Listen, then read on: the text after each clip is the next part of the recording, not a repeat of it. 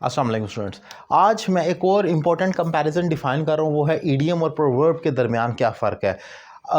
आप किसी भी लेवल पर हैं इंग्लिश के, आप इंटर लेवल पर हैं, ग्रेजुएशन लेवल पर हैं, मास्टर लेवल पर हैं, इवन मतलब किसी भी कम्पिटिटिव एग्ज़ाम की तैयारी कर रहे हैं, तो वहाँ पर कभी ईडियम्स पूछे जाते हैं, कभी प्रोवर्ब पूछे जाते हैं, कभी कहा जाता है इनके फ़िक्रे बनाएं, कभी कहा जाता है इनका मीनिंग डिफ़ाइन करें। आज का टॉपिक इसी पर है कि दोनों में फ़र्क क्या है। मैं ज़रा कोशिश करूँगा कि टू द पॉइंट और प्रिसाइज करके इसको डिफाइन कर सकूं। ईडियम जो होते हैं, एक तो ये याद रखें, ईडियम का मतलब मुहावरा। जो ईडियम होता है वो एक इंडिविजुअल के लिए होता है। फॉर एग्जाम्पल, अगर मैं एक ईडियम बोलता हूँ an apple of one's eyes, का मतलब है आंख का तारा होना, तो वो मैं किसी एक इंसान को बोलूँगा, मैं सिर्फ उसी के लिए बोलूँगा। वो आपके लिए नहीं हो सकता, वो आपके फ्रेंड के लिए नहीं हो सकता, आपके नेबर के लिए नहीं हो सकता, आपके कजन्स के लिए नहीं। ये दो लोगों की इंटरेक्शन है जो उस सिचुएशन को डिफाइन करता है। सो ये स्पेसिफिक करंट सिचुएशन को डील करता है ईडियम, यानी कि एक शख्स किसी दूसरे शख्स की करंट जो सिचुएशन होगी उसको बयान एक मुहावरे में कर देगा, तो उसको हम ईडियम कहेंगे। लेकिन करंट उस शख्स की सिचुएशन होगी, जैसे मैं कहता हूँ you are an apple of my eye, तो इस टाइम मुझे आप मेरी आंख का तारा लग रहे हैं, यानी कि आप मुझे बहुत लाडले हैं और बहुत प्यारे लग रहे हैं। ये मेरा आपका रिलेशन है, इसमें कोई दूसरा बंदा इन्वॉल्व नहीं और सिचुएशन करंट है।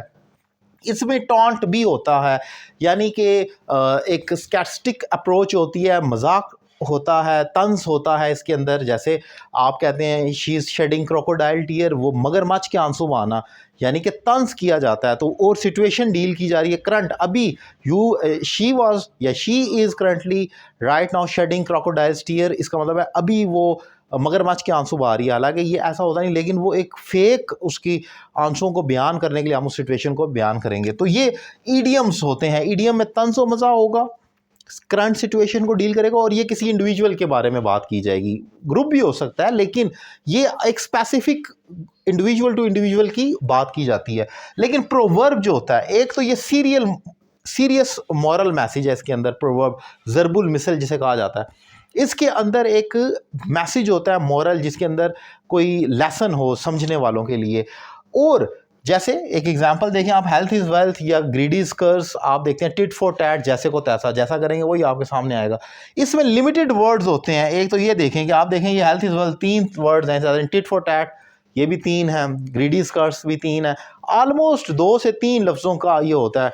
डू और डाई, ये भी एक आप प्रोवर्ब के तौर पर ले सकते हैं कि या आप काम कर लें या आप मर जाएं, मतलब एक्शन करें, it is time, take it और ब्रेक इट, आप करें या फिर आप छोड़ दें। या कहा जाता है लिव इट और लीव इट, या तो यहाँ रहें या इसको छोड़ दें। तो ये यानी कि डू और डाई की सिचुएशन होती है, प्रोवर्ब की उसे कहा जाता है।